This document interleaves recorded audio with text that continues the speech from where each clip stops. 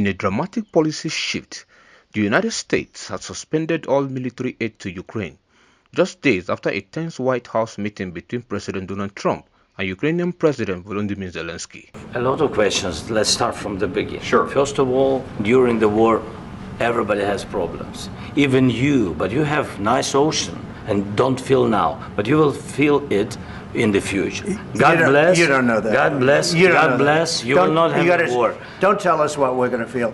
We're trying to solve a problem. Don't tell us what we're going to feel. I'm not telling you. Because you're in no position to dictate that. That's exactly Remember what this. you're doing. You're in no position to dictate what we're going to feel. We're going to feel very good. You will feel influence. We're going to feel very good and very strong. You will feel influence. You're right now not in a very good position. U.S. officials say the freeze will remain in effect until Ukraine commits to peace talks with Russia, a condition that has alarmed Kyiv and European allies. The announcement came just hours before Trump's highly anticipated speech to Congress, where he boldly claimed that negotiations between Ukraine and Russia were already in motion, a statement met with skepticism from diplomats and analysts. Well, I just think he should be more appreciative because this country has stuck with them through thick and thin. We've given them much more than Europe, and Europe should have given more than us because, as you know, that's right there, that's the border. Taking center stage in a speech lasting nearly 2 hours, Trump declared victory on multiple fronts, from immigration and government spending to trade and foreign policy. But it was his remarks on Ukraine that sparked the most controversy. Ukraine and Russia are ready to negotiate peace, Trump said, waving what he claimed was a letter from Zelensky himself. President Zelensky of Ukraine. The letter reads, Ukraine is ready to come to the negotiating table as soon as possible to bring lasting peace closer. Nobody wants peace more than the Ukrainians, he said. Just hours earlier, Ukrainian officials had expressed shock and disappointment over the U.S. decision to halt military aid. The White House confirmed that all U.S. weapon shipments to Ukraine, including Patriot missiles, Abrams tanks, and HIMARS rocket systems, have been indefinitely frozen. This decision jeopardizes Ukraine's ability to defend itself and disrupts long-standing military support efforts.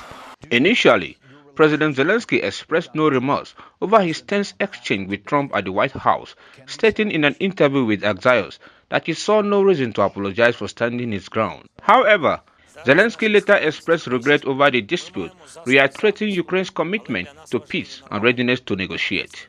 In a separate statement, he also emphasized Ukraine's willingness to finalize the mineral agreement with the U.S., a deal intended to bolster securities between the two nations. These remarks have been interpreted as a diplomatic pivot aimed at de-escalating tensions with Washington. Ukrainian officials reacted angrily, calling the U.S. move a betrayal at a time when Russian forces are escalating attacks. Alexander Mahesh, a Ukrainian MP, warned that history will remember this decision as a major political misstep that abandoned not just Ukraine, but Europe as well. With U.S. support uncertain, Ukraine is now scrambling to secure emergency military assistance from the European Union, the UK, and Canada.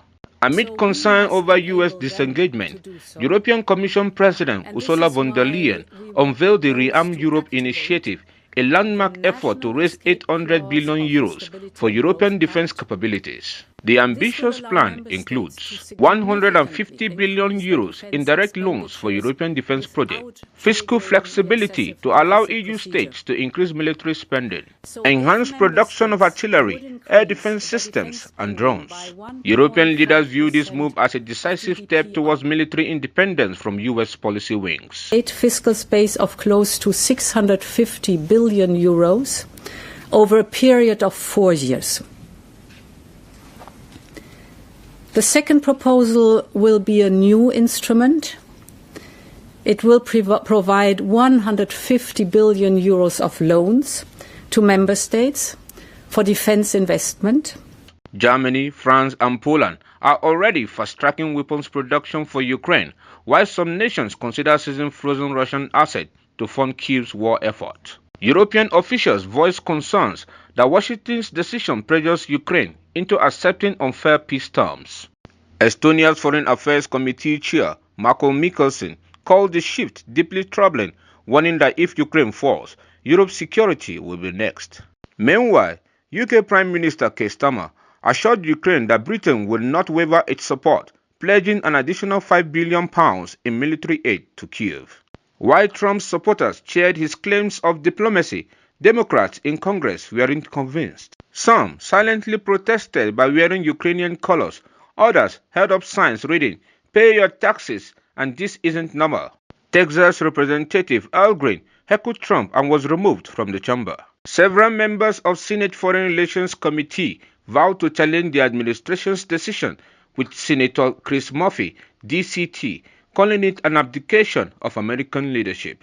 According to Trump, the U.S. had spent $350 billion on Ukraine. However, reports put the figure at $119 billion. He also suggested that European countries spent more on Russian energy than on Ukraine's defense, a claim that analysts dispute, citing recent shift in EU energy policy away from Russian imports. Very, very foolishly, stupidly, frankly, gave $300 billion and $350 billion more accurately to a country to fight and to try and do things. And you know what happened? We get nothing. We get nothing. Just gave it. We could have rebuilt our entire U.S. Navy with $350 billion. On Capitol Hill, bipartisan efforts are already underway to override Trump's decision and restore military aid to Ukraine. Senate Republicans and Democrats have begun discussions on drafting legislation to ensure continued support, though it remains unclear whether they can override a presidential veto. For Ukraine, the future remains uncertain. The suspension of U.S. aid marks a major turning point in the war, one that could redefine the balance of power in Europe for years to come. Ephraim Agbo, reporting for Puff TV. People of the Fountain.